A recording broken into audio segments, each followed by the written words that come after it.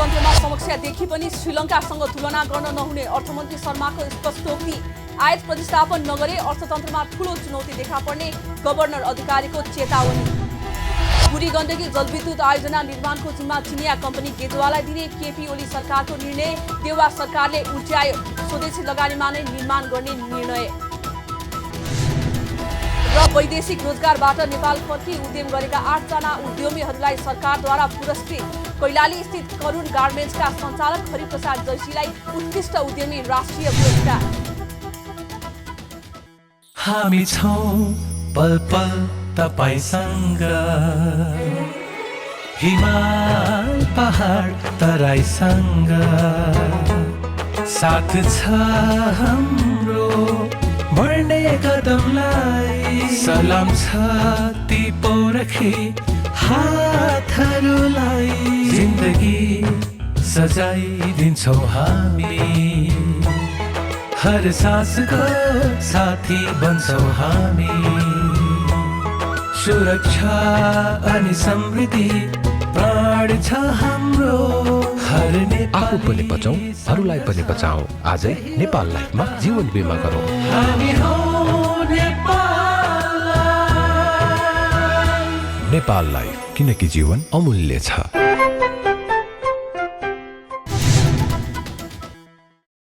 नमस्कार, कारोबार समाचारमा स्वागत छ। अब समाचार विस्तारमा। अर्थमन्त्री जनार्दन शर्माले हाल नेपालको अर्थतन्त्रमा समस्या देखिए पनि श्रीलङ्कासँग तुलना गर्न नहुने स्पष्ट पार्नु भएको छ। शुक्रबार नेपाल राष्ट्र ब्याङ्कले अर्थशास्त्र र वित्त विषयमा आयोजना गरेको राष्ट्रिय सम्मेलनमा बोल्दै अर्थमन्त्री शर्माले श्रीलङ्का र नेपालको ऋणको उत्पादन क्षेत्र, विदेशी लगानी र ऋण सहायता अंश हेर्दा समेत तुलना हुन नसक्ने बताउनु भएको हो। उहाँले अहिले केही मानिसहरूले नेपाललाई श्रीलङ्का बनाउन खोजे पनि आफू उनीहरूको सपना पूरा गर्न नदिने समेत बताउनु भयो। अर्थमन्त्री शर्माले सरकारले विलासिता वस्तु आयातमा धेरै छुट दिएको कारण आयात बढ्दा विदेशी मुद्रा सञ्चितमा दबाव परेको बताउनुभयो। उहाँले मुलुकमा नै उत्पादनका अथाह सम्भावना भए पनि उत्पादन बढाउने नीति बन्न नसकेको बताउनुभयो। अर्थमन्त्री शर्माले सरकारले बनाएका नीतिमा नै समस्या रहेको जिकिर समेत गर्नुभयो। उहाँले नीति कार्यान्वयन क्षेत्रमा समस्या तथा नीतिको दुरुपयोग वा भ्रष्टाचार भएर यस्तो भयो भन्ने कुरा अनुसन्धान गर्नुपर्ने पनि बताउनुभयो। अर्थतन्त्र कतै समस्या पर्लागी भनी चिन्ता गर्नेहरूलाई धेरै धन्यवाद दिनुपर्छ हामीले, किनभने हामी सबैलाई, जनतालाई सबैलाई सतर्क बनाइराखेको छ। त्यसले त्यो ठुलो कुरा हो। कति बेला रहर छ श्रीलङ्का बनाउने, तिनको सपना पुरा हुँदैन। नेपाल र श्रीलङ्काको तुलनै हुन सक्दैन। हामीसित सबै कुराहरू छ त्यसको लागि। पानी पनि छ, माटो पनि छ, वातावरण छ, श्रम पनि छ, सबै छ। तर हाम्रो पोलिसीमा कतै कमजोरी भयो। अनुदान भनेर बाढ्यो अरब्यौँ, तर त्यो अनुदान कहाँ गयो? त्यसले किन उत्पादन वृद्धि गरेन? हाम्रो पोलिसीमा कतै गडबडी भयो। हाम्रो कार्यान्वयन क्षेत्रमा कतै समस्याहरू आयो, नीतिको दुरुपयोग भयो वा भ्रष्टाचार भयो। खोज्नुपर्ने यहाँ छ अब हामीले। त्यस्तै मन्त्री शर्माले मुलुकको अर्थतन्त्रमा रुस र युक्रेन बीचको युद्धको कारण थप समस्या आएको भन्दै पछिल्लो समय अत्याधिक पेट्रोलियम पदार्थको आयात, अनावश्यक विलासिताका वस्तु आयात, चाहिने भन्दा बढी गाडी आयात गरेकाले अर्थतन्त्रमा समस्या आएको पनि बताउनुभयो। कोरोनाको लहरसँगै सुस्ताएको विश्व अर्थतन्त्र अथवा सङ्कटग्रस्त नै भएको कतिपय अवस्थामा अर्थतन्त्र अहिले थप त्यसबाट उब्रिन नपाउँदै फेरि विश्वमा देखिएको नयाँ परिस्थिति, विश्वमा अहिले भइरहेको ध्रुवीकरण, भइरहेको वार, रुस र युक्रेनको वारमा विश्वको ध्रुवीकरण भइरहेको छ, त्यसले पारेको प्रभाव। वार मात्रै छैन, त्यहाँ स्रोत पनि वार किन भइरहेको? स्रोत केन्द्रित छ त्यहाँ। त्यसका स्रोत केन्द्रित भएको ती स्रोतहरूमा युद्धले पारेको प्रभावको कारणले आज हामीलाई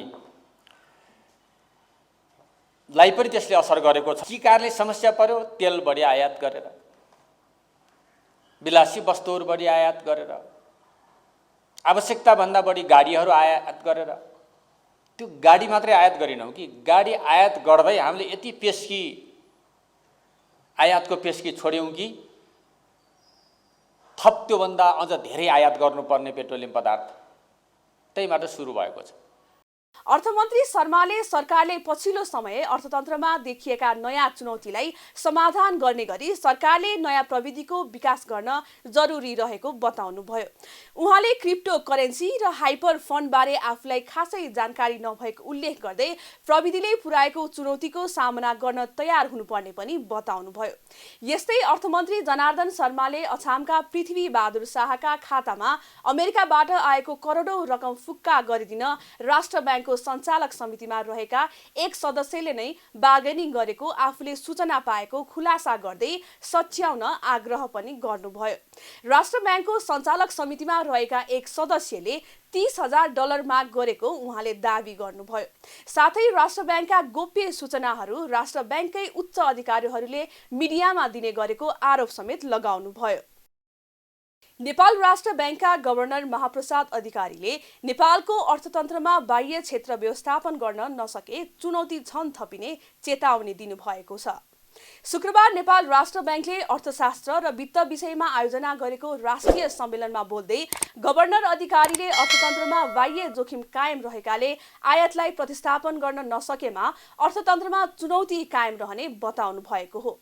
उहाँले आयात बढ्दै गएको तथा सो अनुसारको विदेशी मुद्रा आर्जन घट्दै गएकाले मुलुकको अर्थतन्त्रमा बाह्य क्षेत्रको स्थायित्व प्रमुख चुनौतीको रूपमा देखिएको बताउनुभयो।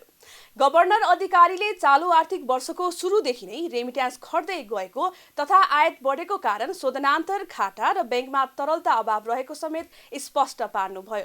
उहाँले पेट्रोलियम पदार्थको मूल्यले बाह्य क्षेत्रमा चाप परेको र लगानी योग्य रकम नभएको कारण ब्याङ्कहरूमा ब्याज दर बढ्दै गएको पनि बताउनुभयो। खास गरी पछिल्ला केही महिनामा नेपालको बाह्य क्षेत्रमा दबावको स्थिति देखा परेको छ। मुलुकमा कोभिडको प्रभाव कम भएसँगै भएको कर्जा विस्तार, बढ्दो आयात तथा पर्यटनजन्य आम्दानीमा आएको कमीका कारण चालु खाता तथा शोधनान्तर स्थिति यस आर्थिक वर्षको सुरुवातदेखि नै निरन्तर घाटामा रहेको अवस्था छ। यस्तो अवस्थामा बाह्य क्षेत्र व्यवस्थापन हामी सबैका लागि चुनौतीपूर्ण बन्दै गएको छ। पछिल्लो समयमा पेट्रोलियम पदार्थको मूल्यमा भएको वृद्धिले मूल्य वृद्धिमा चाप पर्ने अवस्था रहेको छ भने आयातमा भएको उच्च वृद्धि तथा विदेशी मुद्रा अप्रवाहका स्रोतहरूको सीमितताले गर्दा बाह्य क्षेत्रमा दबाव सृजना भएको छ। फलस्वरूप ब्याङ्किङ क्षेत्रमा लगानी योग्य रकममा कमी हुन गई ब्याज दर बढ्दै गइरहेको अवस्था। गभर्नर अधिकारीले चालु आर्थिक वर्षको सुरुवातदेखि शोधनान्तर स्थिति तथा चालु खाता घट्दै गएको र 8 महिनाको अवधिमा कुल वस्तुको निर्यात 82.9% वृद्धि भई 1,47,75 करोड पुगेको बताउनुभयो। त्यस्तै उहाँले कुल वस्तु आयात 38.6 वृद्धि भई 1,308,73 करोड पुगेको जानकारी पनि दिनुभयो। अन्तर्राष्ट्रिय क्षेत्रमा देखिएको रुस युक्रेन युद्ध जस्ता गतिविधिमा सुधार आउन धेरै समय लागेमा मूल्यमा परेको दबाव केही थप समयसम्म जोखिममा नै रहने गभर्नर अधिकारीले बताउनुभयो। उहाँले आयात प्रतिस्थापन गर्न नसकेको अवस्थामा आगामी दिनमा समेत बाह्य क्षेत्र स्थायित्वको जोखिम कायमै रहने बताउनुभयो। बाह्य क्षेत्र व्यवस्थापन गर्न नसक्नुको अवस्था श्रीलङ्काको अवस्था हेरेर हामीले पाठ सिक्नुपर्ने उल्लेख गर्नुभयो। अन्तर्राष्ट्रिय क्षेत्रमा देखिएको रुस युक्रेनको युद्ध जस्ता क्रियाकलापहरूमा सुधार आउन धेरै समय लागेमा मूल्यमा परेको दबाव केही थप समयसम्म पनि जोखिममै रहने देखिन्छ। साथै कुल आयातमा करिब 35% हिस्सा रहेको उपभोग्य वस्तुहरूको आयात प्रतिस्थापन गर्न नसकेको अवस्थामा आगामी दिनमा समेत बाह्य क्षेत्र स्थायित्वको जोखिम भने कायमै रहने देखिन्छ। दीर्घकालीन रूपमा आयात प्रतिस्थापन गर्दै नेपालको निर्यात क्षमता बढाउनेतर्फ लाग्नुपर्ने आवश्यकता छ। बाह्य क्षेत्र व्यवस्थापनमा देखिएका चुनौतीको समाधान गर्न तपाईँ हामी सबैको साझा प्रयास जरुरी छ। बाह्य क्षेत्र दबाव समयमै व्यवस्थापन नगर्नुको असर के हुन सक्छ भन्ने पाठ हामीले पाकिस्तान र टर्कीको सङ्कट तथा भर्खरै श्रीलङ्काको स्थितिबाट पनि सिक्न सक्छ। यस्तै गभर्नर अधिकारीले अत्याधिक आयातमुखी भइरहेको अर्थतन्त्रलाई उत्पादनमुखी बनाई निर्यात प्रवर्धन र आयात प्रतिस्थापन दिशामा मुलुक नलैजाने हो भने कुनै पनि समय बाह्य स्थायित्वका जोखिम पर्न सक्ने चेतावनी पनि दिनुभएको छ। ऊर्जा जलस्रोत तथा सिँचाइ मन्त्री पम्फा भुसालले आगामी दिनमा सिँचाइका आयोजनाहरू पहाडी र हिमाली भेगमा केन्द्रित गर्नुपर्ने बताउनु भएको छ। शुक्रबार सिँचाइ दिवसको अवसरमा जलस्रोत तथा सिँचाइ विभागले आयोजना गरेको कार्यक्रममा बोल्दै मन्त्री भुसालले आगामी दिनमा सिँचाइका आयोजनाहरू देशको पहाडी र हिमाली भागमा केन्द्रित गर्नुपर्ने बताउनु भएको हो। राष्ट्रिय गौरवका आयोजनाहरू तराई केन्द्रित भएको उल्लेख गर्दै उहाँले खेतीयोग्य जमिन पहाड र हिमालमा पनि भएकाले सो भेगमा सिँचाइ सुविधा पुर्याउने गरी आगामी दिनमा नीति तथा योजना तर्जुमा गर्नुपर्ने बताउनु भएको हो। पहाडी र हिमाली भेगमा सिँचाइ पुर्याउन सके खाद्यान्न उत्पादनमा वृद्धि भएर आत्मनिर्भर हुन सकिने उहाँले बताउनुभयो। अब हामीले सिँचाइको आयोजना बनाउँदा त्यो पहाडको सिँचाइ हिमाली भेगका जग्गा जमिनमा सिँचाइको व्यवस्था चाहिँ पुर्याउँ। हामी सिँचाइ पुर्यायौँ भने त्यसले खाद्यान्नमा 3-4 गुणा बढी त सिँचाइले मात्रै हामीले योगदान दिन सक्छ। 2 बाली 3 बाली हुन्छ, पहाडमा 3 सम्म होला, हिमाली भेगमा 2 माथि होला, उच्चमा जाँदा त एकै पनि होला। त्यसले योगदान गर्न सक्नेछ र त्यसले चाहिँ रोजगार पनि त्यही सृष्टि गर्छ अनि खाद्यान्नमा पनि हामी आत्मनिर्भर हुन सक्छौँ र अव्यवस्थित बसोबासलाई पनि रोक्न सक्छौँ। हामीले राष्ट्रले ठुलो गरेको लगानीको भौतिक पूर्वाधारको पनि भरपूर उपयोग हुन्छ, त्यतातिर केन्द्रित हौँ भनेर मैले राखेको छु। मन्त्री भुसालले देशमा आर्थिक तरलताको स्थिति भए पनि आर्थिक सङ्कट भने नरहेको बताउनुभयो। उहाँले श्रीलङ्काको अवस्था जस्तो हुने हो कि भनेर अतिरञ्जित गरिएको बताउनुभयो। उहाँले आयातित वस्तुलाई प्रयोग नगरेर आफ्नै देशमा उत्पादित वस्तुहरूको प्रयोग गर्नुपर्नेमा जोड दिनुभयो। अहिले देशमा अलिकति आर्थिक तरलताको स्थिति कतै सङ्कट हो कि कतै श्रीलङ्का हो कि भनेर अलि अतिरञ्जित अतिशयोक्ति गर्ने पनि छ। हिजो पनि हामीले क्याबिनेटमा छलफल गरेका थियौँ। त्यतिको त छैन मान्छेले चर्चा गरे जस्तो। त्यही पनि हामीले चाहिँ यो आयातित कल्चर अहिले मैले यहाँ एकदम हेरिराखेको थिएँ, हामी सबैको हातमा फुल छ। मलाई चिन्ता लाग्छ यो नेपालको हो कि हामीले बाहिरबाट ल्याएको होला भनेर चिन्ता लाग्छ। नेपालको हो भने त हामीले किसानको खरिद गरिदिउँ, बजार गरिदिउँ, राम्रो कुरा हो। तर यो भारतबाट आयातित हो भने हामी एउटा थुङ्गा फुल दिने कल्चर हामीले पनि सुरु गरौँ। किन मुठो मुठो चाहियो हैन? यतिकै नमस्ते गरे पनि हुन्छ बरु, किनकि यसले हामीले सम्मान गरे जस्तो हुने, तर आयातलाई प्रोत्साहन गरेका छौँ भने नगरौँ। आयातित चिजलाई सकेसम्म विस्थापित मतलब प्रयोग नगरेर अनि देशैभित्रको चिजको खोजी गर्ने। यस्तै मन्त्री भुसालले कृषिमा आत्मनिर्भर, पर्यटन र जलविद्युतको विकास भए मात्र देशमा आर्थिक समृद्धि हुने समेत बताउनु भएको छ। काठमाडौँको भ्रिकुटी मण्डपमा विशेष छुटमा स्वदेशी तथा विदेशी सामानहरूको बृहत प्रदर्शनी भइरहेको छ। चैत 23 देखि 27 गतेसम्म सञ्चालन हुने स्टल स्वदेशी तथा विदेशी सामानहरूको बृहत प्रदर्शनमा विशेष छुटसहित अफरको व्यवस्था रहेको छ। कोरोनाका कारण बिक्री नभएका र बाँकी रहेका पुराना सामान र नयाँ सामानहरू मेलामा राखिएको छ। मेलामा नेपाल, चीन, भारत, थाइल्यान्ड, बङ्गलादेश र पाकिस्तानका उत्पादित वस्तुहरू राखिएको छ। मेलामा व्यापारीहरूले बिक्री नभएका सामानहरू सहुलियतमा बेच्ने र ग्राहकहरूले सहुलियत दरमा किन्न पाइने बताउनुहुन्छ मेला व्यवस्थापक अनिल श्रेष्ठ। उहाँले मेलामा बिक्री नभएका सामानहरू र नयाँ उत्पादित सामानहरू रहेको र विशेष छुटमा बिक्री भइरहेको जानकारी दिनुभयो। मेलामा न्यूनतम 10 देखि 80% छुटमा सामानहरूको बिक्री भइरहेको पनि उहाँले बताउनुभयो। विशेष गरी अहिले स्टक रहेको व्यापारीहरूको स्टक रहेको र हाम्रो ग्राहक चाहिँ कस्तो हो भने सस्तो हिसाबले सस्तो पाउन ग्राहकहरूले भन्ने हिसाबले चाहिँ स्टक क्लियरेन्स राखेको, साथसाथै नयाँ प्रोडक्ट पनि हुन्छ, स्टकका सामानहरू पनि हुन्छन्। त्यो सामानलाई व्यापारीहरूले क्यास गर्ने र ग्राहकहरूले सस्तोमा त्यही सामान एउटा किन्दा 2टा फ्री अथवा 2टा किन्दा एउटा फ्री अथवा 10% देखि 70-80% सम्म छुट पाउँछ। त्यो सुविधालाई ध्यानमा राखेर हामीले 74 सालदेखि सुरुवात गरेका हौँ। हजुरहरूले यसमा विभिन्न देशका थाइल्यान्ड, तपाईँको चाइना, भारत, पाकिस्तान, नेपाली प्रोडक्ट्स, तपाईँको बिस्कुट्सहरू छ, कोरियन बिस्कुट्स, तपाईँको चक्लेट्सहरू छ दुबईको, ती सबै पाउन सक्नुहुन्छ। यता मेलामा रहेका व्यापारीहरूले ग्राहकहरूलाई विशेष छुट दिएर कोरोना कालमा बिक्री हुन नसकेका सामानहरू बेचिरहेको र मेलामा आउनेको संख्या उल्लेख्य रहेको बताएका छन्। उनीहरूले कोरोनाका कारण 2 वर्षदेखि व्यापारहरू बन्द भए पनि अब बिस्तारै बजार सञ्चालन भएकोमा खुसी समेत व्यक्त गरेका छन्। जुन हाम्रो कोभिडको कारणले यो बिजनेसहरू बन्द भइरहेछ नि, अहिले सुचारू गरेर बिजनेस बन्द भएपछि हाम्रो टोटल हाम्रो मेन्टली नै भइसकेको जस्तो लागेको थियो। तर बिजनेस अहिले स्टार्ट गर्न दिएर हामीलाई यो जुन ग्राहक र हामी बीच लेनदेनका आवत जावतको यो माध्यम बनाइदिनु भयो नि, त्यसको लागि धेरै धेरै मुडी धन्यवाद। हिजोदेखि हाम्रो यो सुरु भयो। अन्त खास भनेको यहाँ लुक्सहरू चाइनिजहरूको चाहिँ प्रायः जस्तो हाम्रो चाइनाबाट आउँछ कटहरू होइन, लुक्सहरू भने जस्तै चाइनिजको लुक्स अरू इन्डियनहरू कटहरू भन्दाखेरि राम्रो हुन्छ। चैत्र 23 गतेबाट सुरु भएको मेला 27 गतेसम्म सञ्चालन हुनेछ।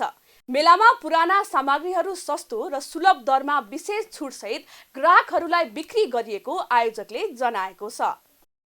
आगामी वैशाख 30 गते हुने स्थानीय तहको निर्वाचनको आचार संहिता लागू हुनु अघिल्लो दिन सरकारले झण्डै 2 दर्जन निर्णय गरेको छ। मन्त्री परिषदको बिहिबार बसेको बैठकले दलीय र पारिवारिक बन्दाको आधारमा विभिन्न नियुक्तिदेखि मन्त्रीको विदेश भ्रमण स्वीकृति लगायतका झण्डै 2 दर्जन निर्णय गरेको हो। हालसालै अनियमिततामा संलग्न भएको यकिन गरेका र ओली सरकारका पालामा सेक्युरिटी प्रेस खरिद र ओम्नी समूहसँग जोडिएका व्यक्तिलाई नेपाल दूरसञ्चार कम्पनी लिमिटेडको जिम्मा दिएको छ। शुक्रबार मन्त्री परिषदका निर्णय सुनाउँदै सञ्चार सूचना तथा प्रविधि मन्त्री एवं सरकारका प्रवक्ता ज्ञानेन्द्र बहादुर कार्कीले दूरसञ्चार कम्पनीको प्रबन्धक निर्देशकमा सुनिल पौडेललाई नियुक्त गर्ने निर्णय भएको जानकारी दिनुभयो। पौडेल महालेखाले अनियमिततामा संलग्न भएको यकिन गरेका र ओली सरकारका पालामा सेक्युरिटी प्रेस खरिद र ओम्नी समूहसँग जोडिएका व्यक्ति हुन्। मन्त्री परिषदको बैठकले विभिन्न 20 देशका लागि राजदूत नियुक्तका लागि सिफारिस गरेको मन्त्री कार्कीले बताउनुभयो। उहाँले हेटौडा सिमेन्ट उद्योग लिमिटेडको महाप्रबन्धकमा वसन्त कुमार पाण्डेलाई नियुक्ति गर्ने निर्णय भएको पनि बताउनुभयो।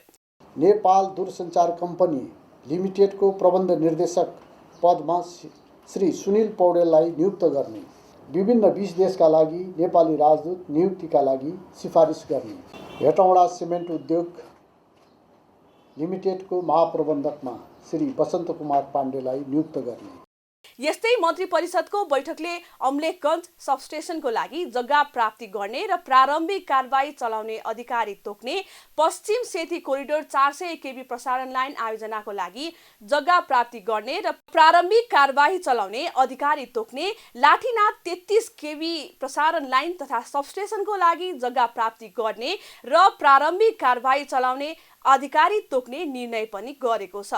मन्त्री कार्कीले वैशाख 17 देखि 18 गतेसम्म अमेरिकाको कोलोराडोमा आयोजना हुने रकी माउन्टेन च्याम्पियनसिप 2022 कार्यक्रममा युवा तथा खेलकुद मन्त्रीको नेतृत्वको प्रतिनिधि मण्डललाई सहभागी हुन स्वीकृति प्रदान गर्ने निर्णय पनि सुनाउनुभयो।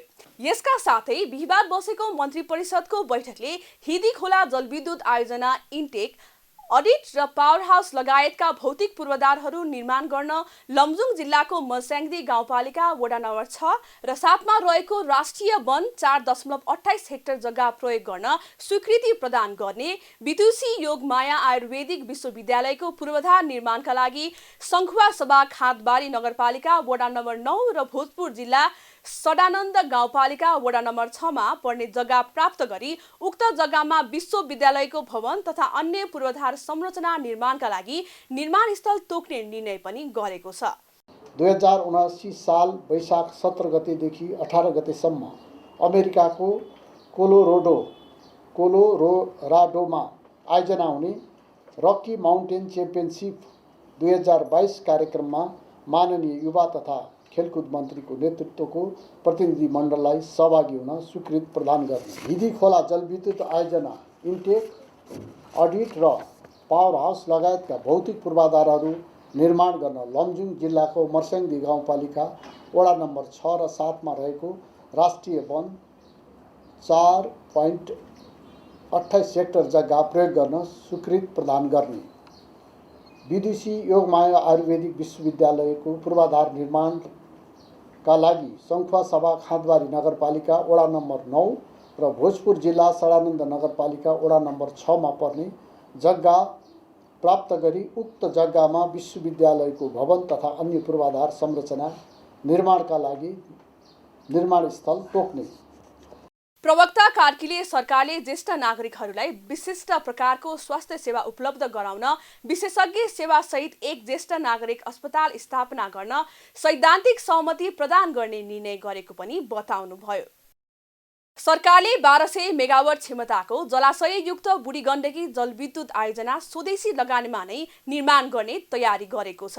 बिहिबार बसेको मन्त्री परिषदको बैठकले यसअघि निर्माणको जिम्मा पाएको चिनिया कम्पनी चाइना गेजुवा वाटर एन्ड पावर ग्रुप CGGC-लाई नदी आन्तरिक स्रोतबाटै वित्तीय व्यवस्थापन गरी आफै निर्माण गर्ने निर्णय गरेको र आयोजनाको लागत अनुमान ऊर्जा जलस्रोत तथा सिँचाइ मन्त्रालयले पुनरावलोकन गरिरहेको छ।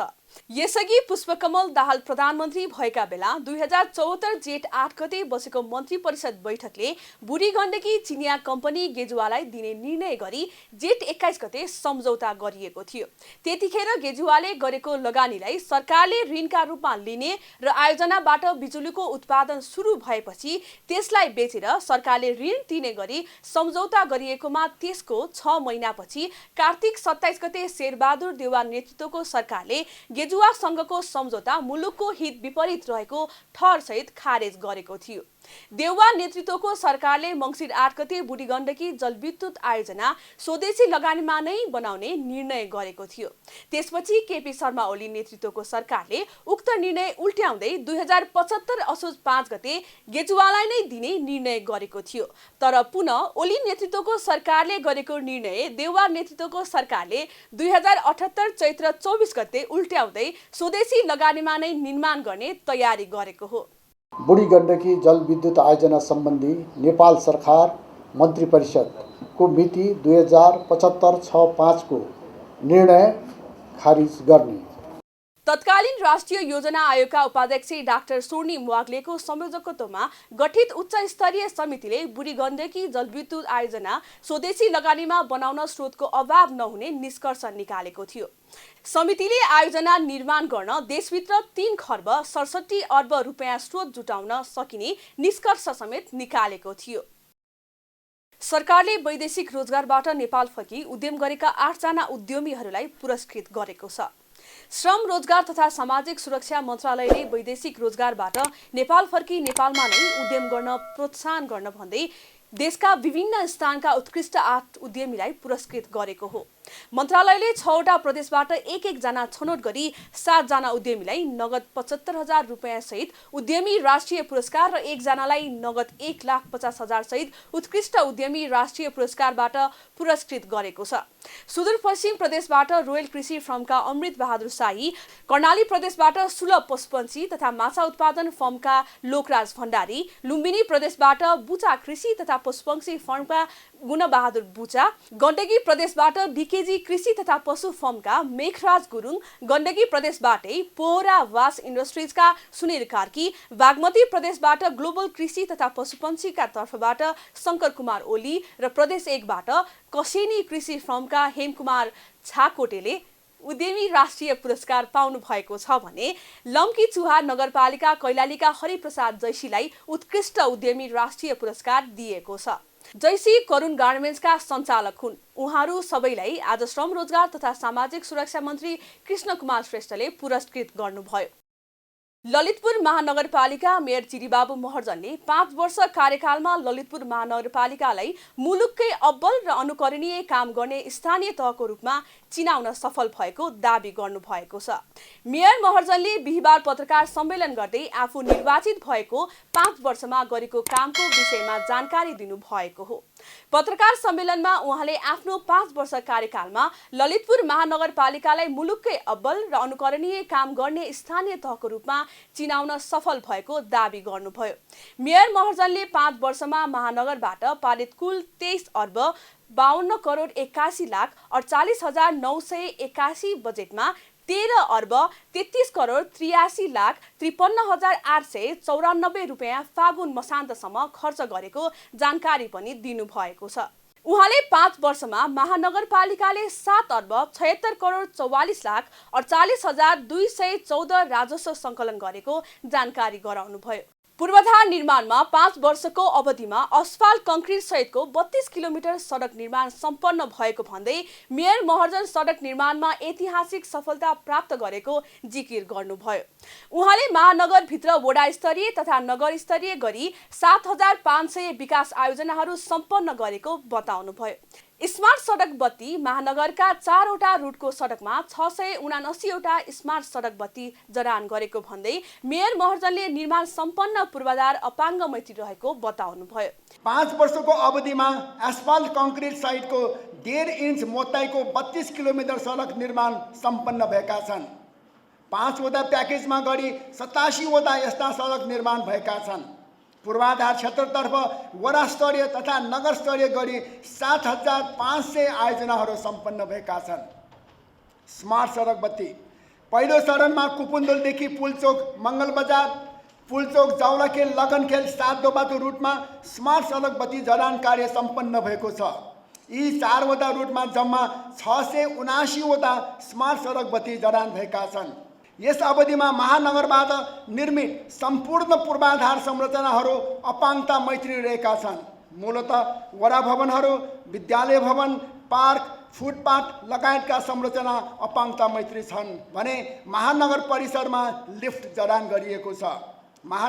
मेयर महर्जनले रिङ रोडको 5 स्थानमा इन्टरसेक्सनल फ्लाइओभर र पुलचोक कुपन्डोल फ्लाइओभरको पूर्व सम्भाव्यता अध्ययन सम्पन्न भएको पनि बताउनुभयो।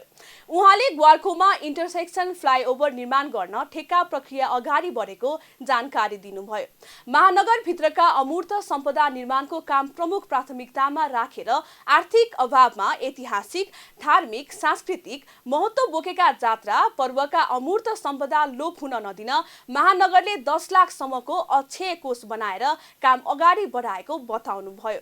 ऐतिहासिक, धार्मिक, सांस्कृतिक महत्त्व बोकेको जात्रा, पर्व, नाच लगायतका अमूर्त सम्पदा लोप हुन नदिन महानगरले अक्षय कोष स्थापना गरी त्यस्ता सम्पदाहरूलाई प्रवर्धन गर्ने नीति अंगीकार गरेको छ। जस अन्तर्गत कार्तिक नाचका लागि 1 करोड, रुद्रवाहिनी नाचका लागि 50 लाख, हरसिद्धि नाचका लागि 50 लाख, अक्षेश्वर महाविहारलाई 20 लाख, पायो जात्रा खर्ग जात्राका लागि 25 लाख र भुङ्गमतीमा देखाइने नाङ्गाचा प्याखको लागि 10 लाख रुपैयाँको अक्षय कोष स्थापना गरिएको छ। त्यस्तै मेयर महर्जनले महानगरीय प्रहरी परिसर जाउलाखेलसँग सहकार्य गरेर स्मार्ट सडक बत्ती जडान भएका नगरभित्र सीसीटीभी जडान कार्य सुरु गरेको बताउनुभयो। महानगरपालिकाका भित्रका 81,000 घरधुरीलाई सडक सञ्जालमा आधारित खर नम्बर वितरण गरिएको बताउनुभयो। राष्ट्रपति विद्यादेवी भण्डारीले उच्च शिक्षा अध्ययनको लागि विदेश जाने विद्यार्थीहरूलाई स्वदेशमै उच्च शिक्षा दिने वातावरण सिर्जना गर्नुपर्ने बताउनु भएको छ। शुक्रबार उच्च शिक्षालय तथा माध्यमिक विद्यालय संघ नेपाल हिसानको काठमाडौँमा सुरु भएको 8औं राष्ट्रिय महाधिवेशनको उद्घाटन गर्दै राष्ट्रपति भण्डारीले उच्च शिक्षा अध्ययनको लागि विदेश जाने विद्यार्थीहरूलाई स्वदेशमै उच्च शिक्षा दिने वातावरण सिर्जना गर्नुपर्ने बताउनु भएको हो। उहाँले नेपालबाट उच्च शिक्षाका लागि वर्षेनी हजारौं विद्यार्थीहरू विदेश पलायन भइरहेको भन्दै यस क्रमलाई रोकेर उच्च स्तरीय शैक्षिक संस्थाहरू निर्माण गरी विदेशी विद्यार्थीहरूको अध्ययनको गन्तव्य बनाउन सकिने बताउनुभयो। राष्ट्रपति भण्डारीले स्वदेशमै उच्च शिक्षा दिन सके स्वावलम्बी र आत्मनिर्भर राष्ट्रिय अर्थतन्त्र निर्माण गर्न सहयोग पुग्ने विश्वास पनि व्यक्त गर्नुभयो। हाम्रो देशबाट प्रत्येक वर्ष हजारौंको संख्यामा विदेशमा अध्ययन गर्न जाने विद्यार्थीहरूलाई स्वदेशमै बसेर गुणस्तरीय शिक्षा प्रदान गर्न सकिन्छ भन्ने बारेमा पनि हामीहरू संवेदनशील हुनु पर्दछ। हामीले उच्च स्तरीय शैक्षिक संस्थाहरू निर्माण गर्न सके गुणस्तरीय शिक्षा प्राप्त गर्ने एउटा गन्तव्यको रूपमा हाम्रो मुलुक पनि पढ्न सक्दछ। यसका प्रशस्तै सम्भावनाहरू पनि छन्। यसबाट स्वावलम्बी र आत्मनिर्भर राष्ट्रिय अर्थतन्त्र निर्माण गर्न समेत सहयोग पुग्ने मैले विश्वास लिएको छु। कार्यक्रममा शिक्षा, विज्ञान तथा प्रविधि मन्त्री देवेन्द्र पौडेलले कुलपतिहरूलाई सरकारले निर्माण गरेका विश्वविद्यालयलाई आफ्नै विश्वविद्यालय ठानेर हेलचक्राइ नगर्न आग्रह गर्नुभयो। उहाँले यस्तो पक्षले उच्च शिक्षालाई नियमन गर्ने कुरामा गम्भीर असर परिरहेको बताउनुभयो। प्रदेशमा खोलिने र फरक प्रकारका विश्वविद्यालयको हकमा यहाँ भिसी सरहरूलाई विशेष अनुरोध छ। यो कार्यक्रममा म लामो नगर्दै पनि यो विश्वविद्यालय मेरो कलेज हो भनेर चाहिँ अडिएर नबस्दिनु होला। त्यो भावनात्मक पक्ष त हो, तर उच्च शिक्षालाई नियमन गर्ने सन्दर्भमा जुन विश्वविद्यालय राज्यले खोलेको छ र स्थापित छन् त्यो विश्वविद्यालयले त्यो क्षेत्रका कलेजहरू क्रमशः प्रक्रिया मिलाएर कानुन मिलाएर सम्बन्धित विश्वविद्यालयलाई पनि नराम्रो नहुने गरी हामीले हस्तान्तरण गरेर गइयो भनेदेखि व्यवस्थित गर्न सकिन्छ भन्ने हिसाबले हामी अलिकति तपाईहरुसित नै सल्लाह गरेर यो प्रक्रियालाई अगाडि बढाएर उच्च शिक्षालाई अलिकति नियमन गर्ने र व्यवस्थित गर्ने भनेका छौं। मन्त्री पौडेलले सरकारले उच्च शिक्षालाई नियमन र व्यवस्थित गर्न लागेको पनि बताउनु भयो। कारोबार समाचारमा अब सुनचाँदी र विदेशी विनिमय दर सम्बन्धी जानकारी।